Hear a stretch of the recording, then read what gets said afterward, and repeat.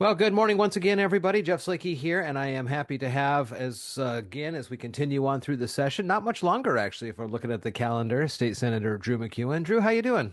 I'm good. Thanks for having me again, Jeff. It is budget season. The numbers are starting to come out, and people are starting to kind of look deeply into some of these things. And I've seen a lot that is impacting the 35th district here.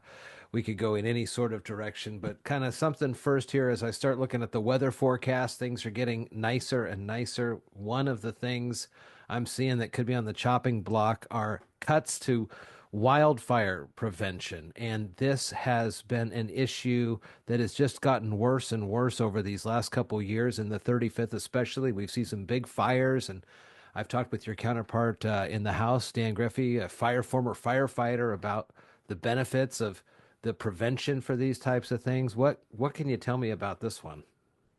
Yeah, there were cuts made to the DNR's budget. They're the lead agency at the state level for when it comes to battling wildfires, and it's unfortunate because the previous DNR commissioner, Hillary France, worked real hard to get those levels up. And as we all know, prevention is much more cost effective than having to fight the fire. So disappointed to see that direction. Disappointed in a number of things, frankly, in this budget that. For a budget that came in, and again, I think it's important to point out that we have record revenues. As our the revenue growth is slowing, yes, but we are still at record revenues.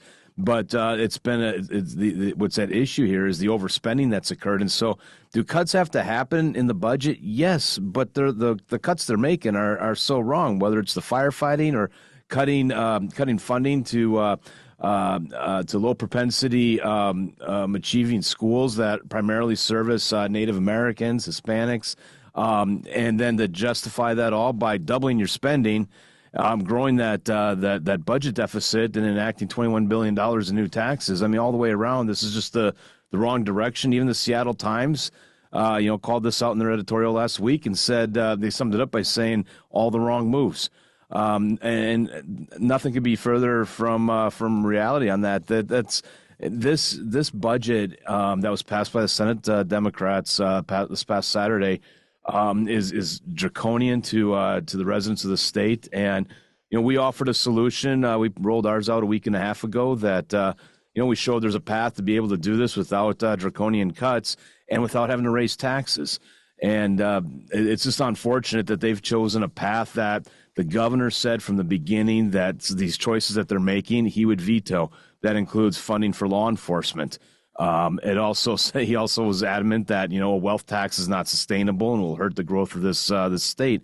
And those two things they right off the bat they have in there. So we're supposed to adjourn in 4 weeks here at the end of the month. I'll tell you what, it's astonishing to me the gap between Senate Democrats, House Democrats, and the governor, and how they reconcile all this in the next 4 weeks. That ball's in their court. Yeah, I was just going to ask you about that. Kind of, if we look at it in a thirds perspective, we'll go with the Republicans, the Democrats, and the governor. If on the surface it seems like we'll say two-thirds have that being the governor, and the Republicans in the state house have kind of looked at this and said, for example, the wealth tax.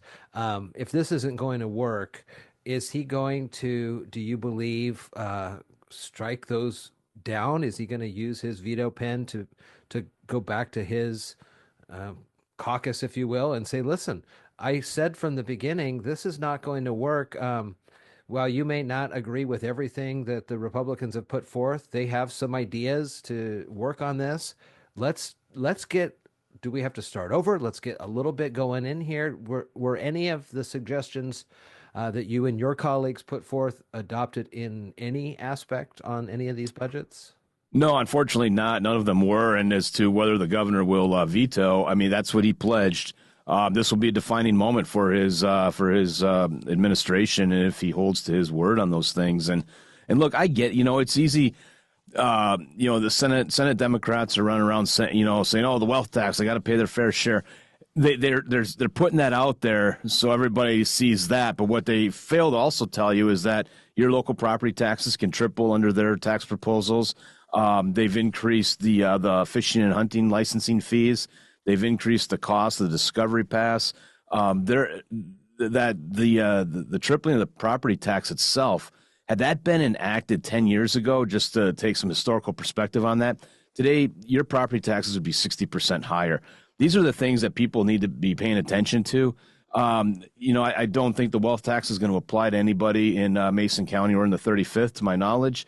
But that's what they lead with as their banner. And again, the governor, was right to say that this is not a sustainable tax. I mean, in fact, France tried this, I believe, a decade ago, and they ended it because guess what? When you have taxes that are draconian like that, it drives behavior, and it drove wealth and spending out of their country. And why the state of Washington thinks it'll be different here. And just look at our capital gains tax that was passed. I voted against that. We said, this drives behavior. People will change. And subsequently, we saw the capital gains tax collection go from over $1 billion to under $300 million from one biennium to the next. It had a huge impact. And so this notion that this is going to magically fill the hole, that they frankly have created is wrong. And the other astonishing thing, again, when they're enacting $21 billion in new taxes, they spend every last dime. They leave $25 million at the end of the budget on this. That includes raiding the rainy day fund. $25 million is a lot to you and me and everybody that's listening to this. But put this in perspective. How can we relate to that as at the family level?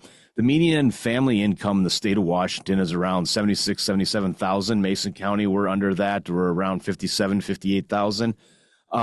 This is the equivalent, though, of your family or any other family in the area leaving around $25 in their savings account for emergencies. Wow. That's the position that this state has put itself in. And it's done this for the last couple of bienniums. And I've spoken to this on the floor numerous times that you can't do this. It's not sustainable. But yet the only thing that we seem to continue to learn from history is that we don't learn from history.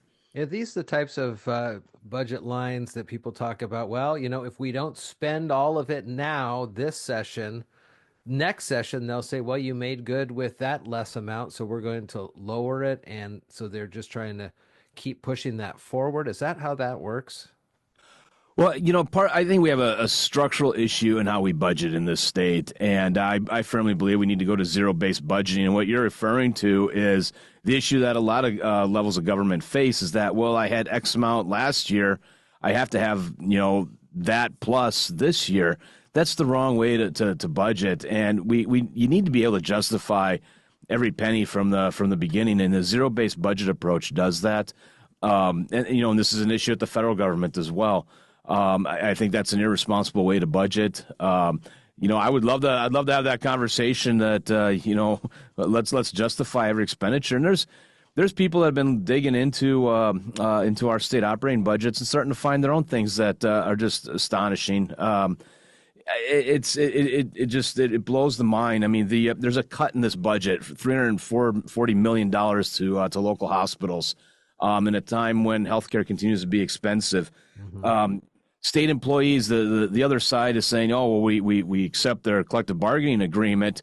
Yeah, the budget does, but what they fail to follow up with is they're mandating 13 furlough days a year on state employees, and so it's actually a cut to state employees. But you don't hear that part of it either.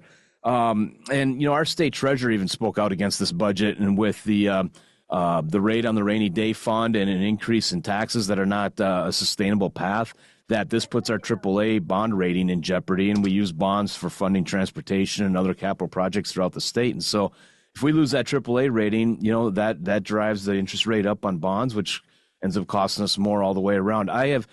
In the time since I was first elected in 2012, I've not seen a more irresponsible budget than what I saw pass off the floor on the Senate Saturday. And I was thinking about this, and one of the things you mentioned, transportation, and one of the things that's going around too is this 6 cents per gallon gas tax hike. Is that because the push for the hybrids and the EVs that are getting better gas mileage, so there's less coming in overall, or is this just an additional, let's see what we can get out of the gas tax? I think I saw a graphic yesterday online that said average price of gas in the state 414, average national price 314. And then I heard a guy at the gas station the other day go, I was in Texas and it's like 250, you know, Yep. down there.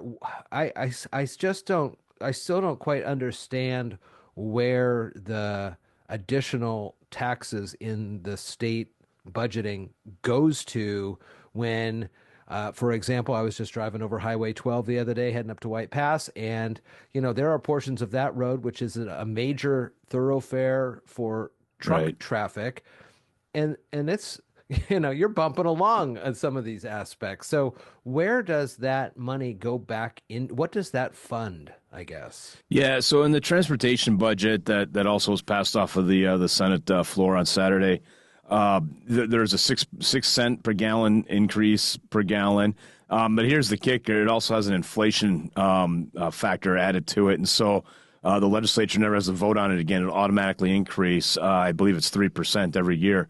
And again, I think that's very disingenuous to do to the citizens of the state to enact a new tax, or an additional tax, I should say, that then automatically is going to go up every year. And what the budget is doing then is bonding that revenue. And so you go out to the bond market and say, okay, our projections are, and I forget what it is off the top of my head. So for argument's sake, over the next 30 years, it'll be, however much money that is. And again, I apologize, I don't have that number right in front of me, but let's just say $10 billion over the next 30 years. So that goes out, gets bonded. So we collect it as a state. We get the money right away, minus the underwriting fees, et cetera, that happen in that process. And you're able to go out and do these construction projects. That in and of itself, I don't oppose in being able to use bond measures like that. I think that's a prudent way. You're able, just like most of us have a mortgage on our home, similar type of thing. It allows you to get there today using future revenue. But what I have an issue with and how the transportation budget has been done is that, it's an additional gas tax on the residents of the state. And we've proposed solutions over the past decade. Myself and others have proposed legislation that would have taken the sales tax from auto and truck sales and put that, instead of that going to the operating budget, it would have gone to the transportation budget.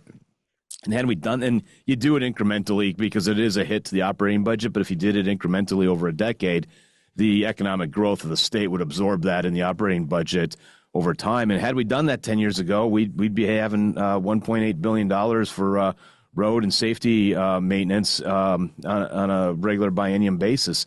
But, so again, they're increasing the gas tax because on a per capita basis, the gas tax collections are declining because we've mandated, more fuel efficient cars, hybrids, right, EVs, et cetera.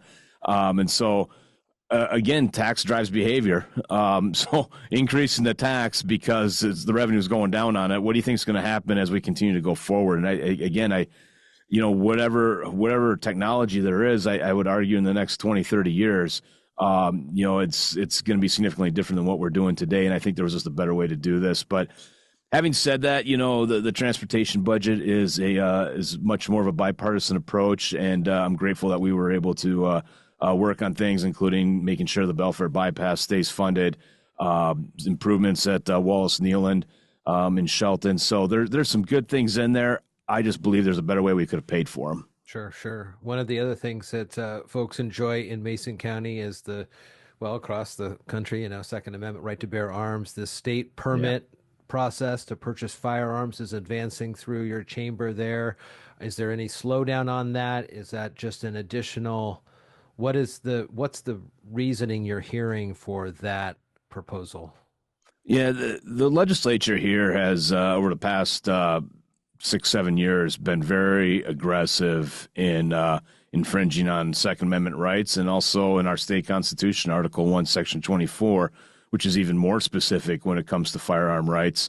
But this legislature has continued to take the approach that they disagree with those constitutional amendments. I believe this is an infringement. And what it does is it requires that you get a permit. You've got to go through a live training course, a fire range training course, have that permit before you're able to buy a gun. And you got to get the permit, if I understand the legislation correctly, each time you were to go and purchase a gun. And again, when you look at the crime in the state of Washington, I mean, the mixed messages that are sent here, you're punishing law-abiding citizens. And look, we all want to reduce gun violence and violence in general. No one disagrees with that. But again, it's another approach that is going to infringe on law-abiding citizens. And again, the mixed messages that this legislature sends when it introduces legislation to decriminalize drive-by shootings or to have early release for juvenile murderers if they committed less than 3 murders. Suddenly, 3 is the magic number. I mean, this stuff's insane. And it just blows me away that they'll do that on one hand, and then on the other hand say that, but you that are law-abiding, we're going to make it tougher. You know, I mean, when you look at the majority of crimes committed with firearms, those firearms were purchased illegally. This isn't going to change that pattern. You and Representatives Dan Griffey and Travis Couture had a robust town hall last week. Yeah. A couple hundred folks sitting in there listening in. In addition to what we've talked about already, what were some of the other themes that people were concerned about on this? Definitely the biggest theme in there was the tax issue. It really was. And, you know, we don't sit there and cherry pick which questions we're going to take. You know, we just let them come. And I mean, we're asked beforehand by those that they do a light screening to make sure people are asking us relevant questions to the state legislature. Sometimes people want to go off on the federal issues, Sure. Which we don't have any control over. But the tax issue was time and again kept coming up, as did issues in education. You know, we have declining scores. That's a fact. And we've increased funding so tremendously and not getting the results out of it. That came up in there. But I would say overall, the biggest issue were the tax and fee increases. And this legislature just continues to be tone deaf to what's happening to, everyday working families, that this is not affordable. I've had phone calls and correspondence this session yet again, especially from seniors that are getting priced out of their home. They've gotten it paid off, but the property tax increase is just killing. And to think that the local levy rates could triple under the legislation moving forward is just mind-boggling to me. And then kind of dial in on that a little bit. Are you talking about the levies put forth by the different school districts could go up, or by the cities could go up, or is this like an overall property tax potential increase put out by the county or even the state? Where does this levy thing? All the junior, for lack of a better word, all the junior districts? forms of government to the state would be able to exceed the 1% cap and go up to 3% or more. It's based off of inflation and population change.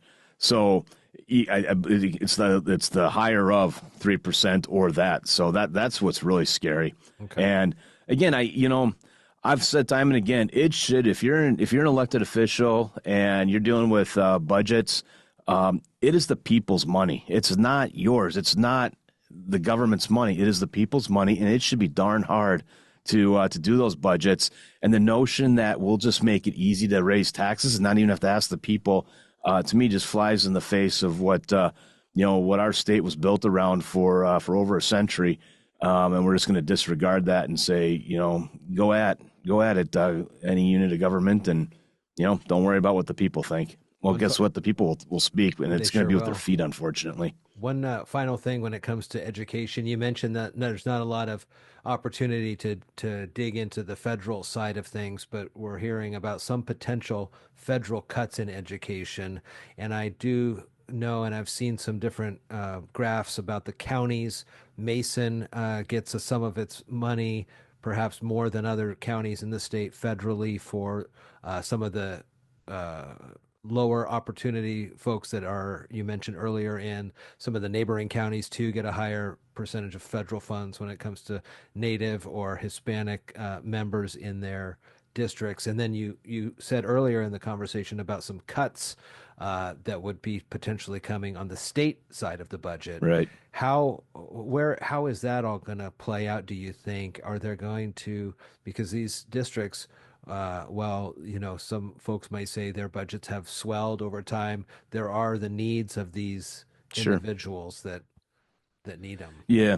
Well, A criticism that I have of the administration at the federal level is there's a lack of clarity in how they explain things, and and when there's lack of clarity, that leads to confusion and fear, right? Yeah. Yep. And that's something they need to clean up at the federal level.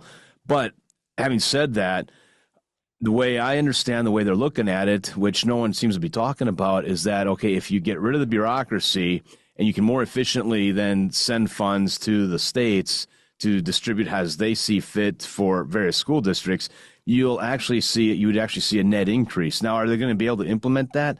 We'll see. Time will tell, and it's going to, there's a lot of moving parts to that equation, but that's the intent, that in this process of revamping the federal Department of Education, that's the intent to go in that direction. So again, I don't have any further insight. Everything that is out there is speculation, but I think the fear speculation has been overblown. And let's see how this plays out. But again, I can control to a certain degree, or at least have an input on what's happening at the state level, and that's my focus will remain. And until something significantly changes from the federal level, I'll reserve judgment until then. Okay, I kind of see what you're saying there. A 20% cut across the board does not necessarily mean 20% cut from everything that trickles down there. It's kind of looking at maybe those top levels of, like Right. you said, the DC side of things.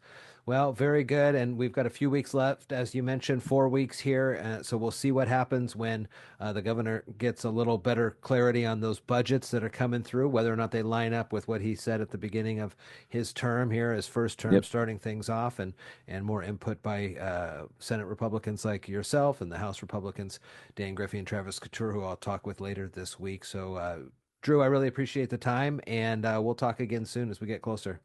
Hey, thanks for having me again, Jeff. Have a great rest of the day. You too.